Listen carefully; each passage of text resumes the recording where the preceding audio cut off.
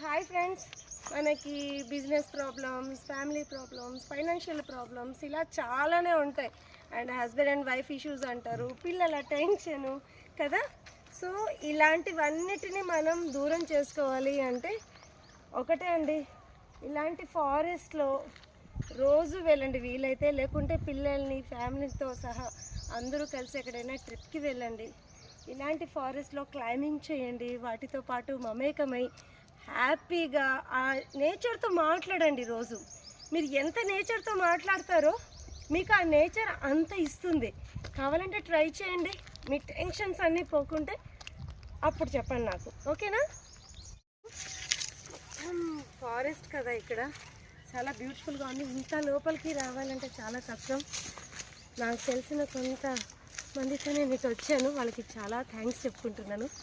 ఇలా బ్యూటిఫుల్గా ఇలా చూడాలి నేచర్ని అంటే. ఇప్పుడే ఇలా ఉందంటే రైనింగ్ సీజన్లో ఇక్కడ అన్ని ఆకులు వచ్చేస్తాయి అన్నమాట.